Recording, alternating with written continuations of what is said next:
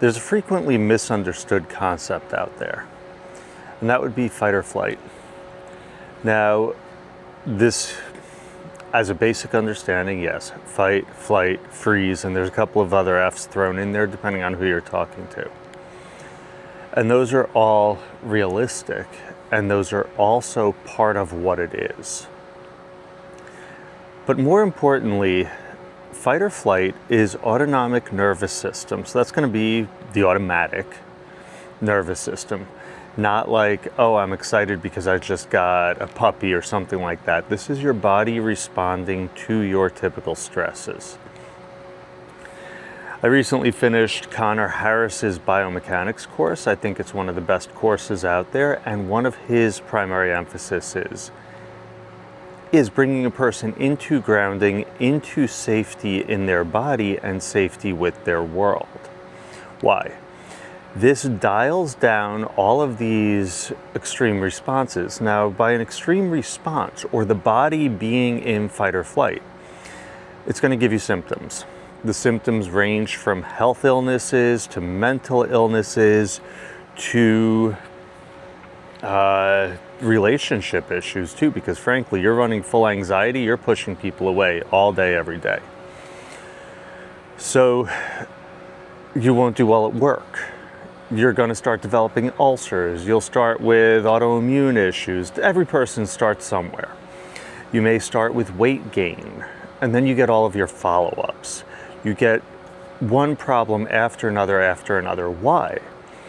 Because your body is running as if there's a tiger breathing down your neck. Your body does not care about health. Your body does not care about repair. Your body cares if you could survive the next minute.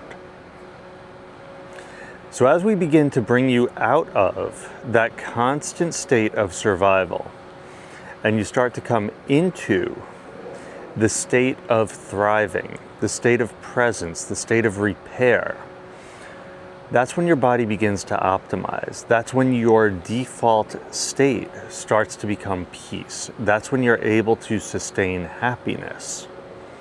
So this whole time you're running around, literally your entire life, a lot of people from cradle to grave never get out of survival mode. They never heal. They never feel good. They're never living their best life. The only thing that they know is, I want more stuff. I want more distraction. I want to immerse in the news. I want to watch movies. Not I want to be present with myself. I want healthy relationships. I'm capable of giving and receiving love. I am in accord with my Creator. Totally different. Now, accord with the Creator, that's more of a personal thing, but it could be I'm in accord with myself. I love my world takes care of me, etc. Why would we do this? Because ultimately what we're looking at is people are running high-level escapism. They will give everything in the world to escape their reality and hit such an extreme that they forget who they are for a second. The truth is, they're not forgetting who they are. They're overwriting the character that society told them that they had to be. I had a woman the other day. This woman is so used to being anxious. She literally told me after treatment, yeah, I had an experience on the table where I came out of this constant anxiety. I started to relax, and that triggered a panic attack because she is so unaccustomed to being in a healthy place. I had another patient, same day, say, while I was on the table, I forgot where I was. Now that's actually a fascinating observation, because that's when we stop running the stories and trust our world, if only for a second. That is the closest that this woman most likely has come to being present with herself.